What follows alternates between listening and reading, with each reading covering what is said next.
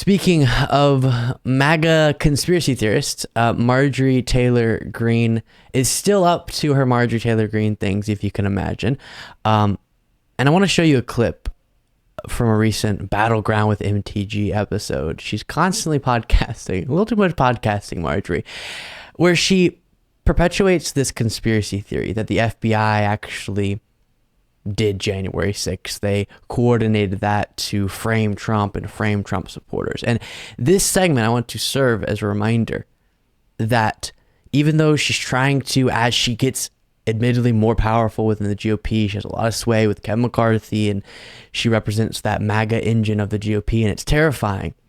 She's trying to sometimes, and the media is sometimes going along with portraying her as a more serious individual in a position of power. Let that not into your mind for a second. She is still the QAnon conspiracy theories, even though she's denounced those views sort of now specifically, that she always was, that she was in the past. And this is what she believes, or says she believes, about January 6th. Take a look. Federal government should never be weaponized against the people and set up honeypots and traps to draw people in and actually take part in making these people commit crimes and then framing the people to set up a narrative against a president. It's wrong. And I believe that's what happened on January 6th.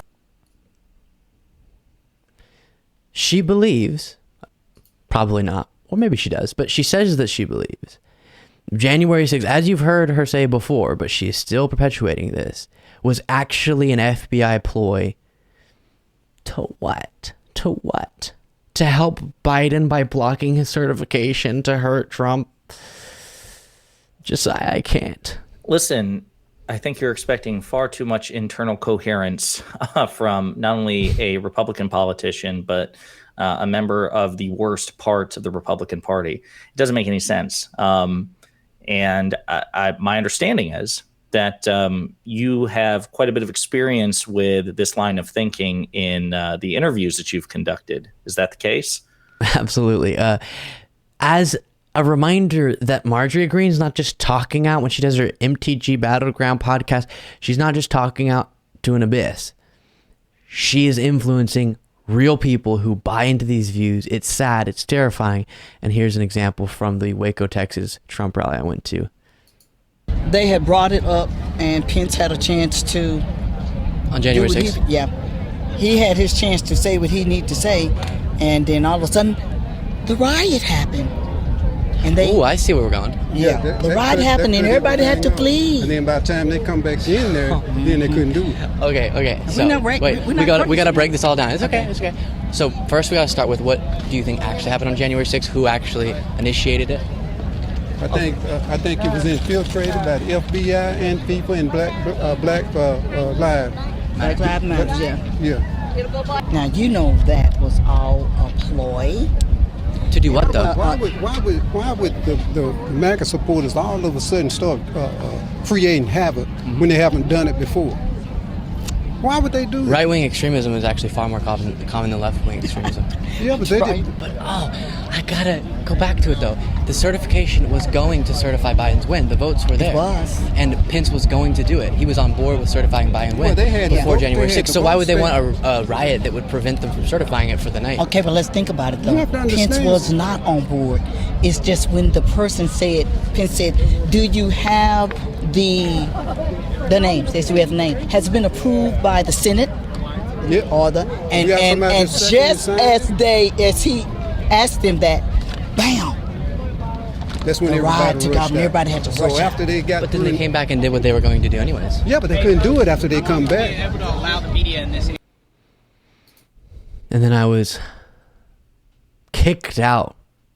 Like, I didn't even matter there. They didn't even like me. Can you imagine? I can't believe you made it that far up the line. I'll be honest with you. I mean, you got to give yourself credit there, right? I mean, you made it that far in behind enemy And it was lines. funny. This is a story I've told, but there's this long line, and it turned out nice where I could get into the back of the line, interview people, and then we would walk in line together, and they would go into the rally. And as the day went on, the same security guard kept pushing us back further and further and further. This is the line you have to stay behind. Now this one, now this one. because I think she picked up on the views I was espousing. She dangerous sensed the facts I was progressivism sharing. on you. She just like it billowed off you like a fog. Actually, one guy shouted out at us in an unhappy manner, and I kind of turned confused because I wasn't talking to him. How would he even know that I was progressive or anything like that? And so I asked, and he said, "You look progressive. You dress progressive." And I was like, huh? What does that mean? You're in the I wasn't wearing a uniform, man. Biden thing or anything like that. You're in the progressive uniform. What were you expecting? And now, He actually you said, know. look at those shoes. They were just kind of normal dress shoes, I think. I don't know. I don't even remember. You can see in the video. Very strange. But people buy into it. That's the point of that clip. And the conspiracy theory there, I get that people can buy into things. Very intelligent people can buy into things that aren't based in fact, in reality. It happens. Okay, I get that. But at least if you're going to believe a conspiracy theory, like some of the, I'm not going to list them, but there are conspiracy theories that aren't based in fact, but at least follow some sort of logical train of thought. If this were to be true, if we could uncover evidence, then it would make sense. This, even if there were evidence for what they're saying, it wouldn't make any sense going together. Mike Pence said publicly before, and plenty of reporting on this as well, before, during, and after January 6th, he was not going to reject the certification of Biden's win. But their theory was he was saying that, but he actually was going to reject the certification. And so Democrats knew that, the FBI knew that, so they created and choreographed, coordinated, and manipulated Trump supporters into attacking the Capitol, some Antifa, some real Trump supporters, who knows. And that was to prevent Pence from rejecting the certification of the election. But then he, after the attack was over, came back and certified the election. Why? Why didn't he reject it if that was the plan all along? It makes no sense. Yeah.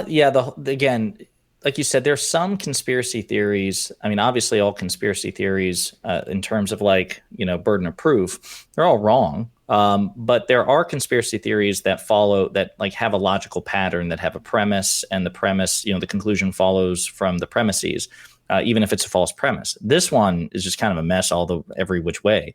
There was public reporting before, during, and after January 6th that then Vice President Pence had absolutely no intention of denying then President-elect Joe Biden's victory. Now, as a sidebar, I do want to say, very often people lionize Mike Pence for his integrity here.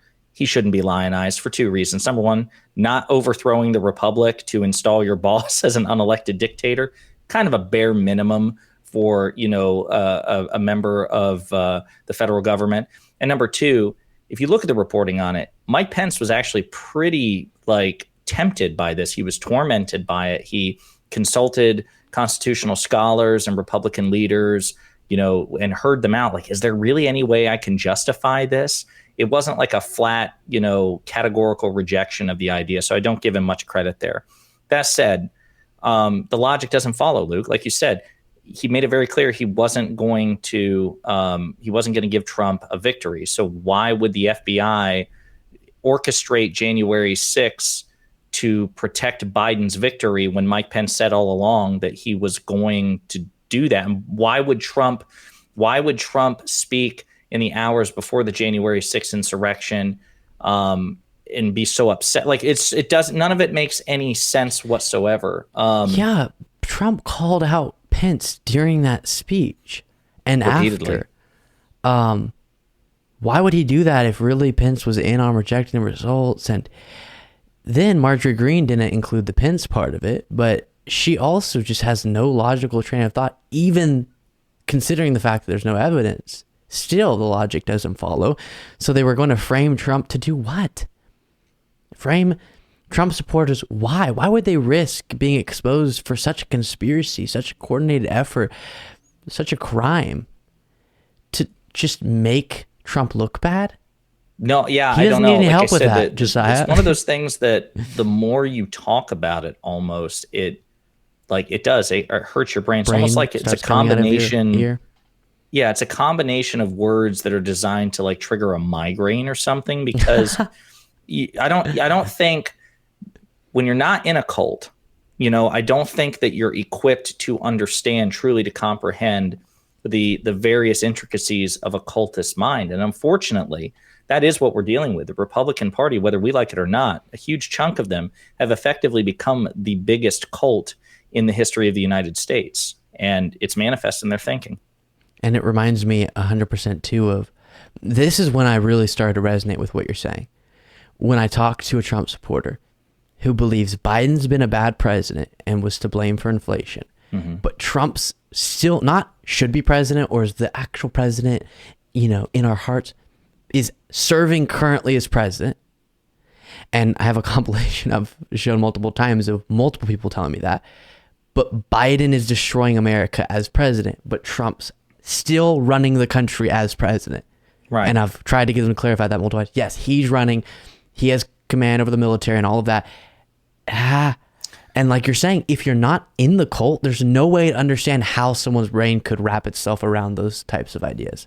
No, and that's why a lot of people say, and I think there's truth to this. I mean, so many criminologists and psychologists and psychiatrists have written books on how to deprogram cultists, and it's a very intricate, very difficult job, and it usually has to be done interpersonally with extraordinary effort, because there's an expression, I'm probably going to butcher it, but something to the effect of, you can't logic someone out of that which they got into without logic.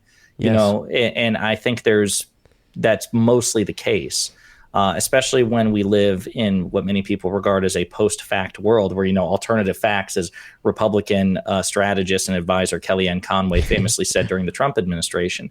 So yeah, it's an incredibly uphill battle, which is why I said, I think it's remarkable you made it that deep into the picket line there. Good for you. Thank you so much for watching. For the outro on this video, I want to plug Josiah's channel. Hit them with it, Josiah.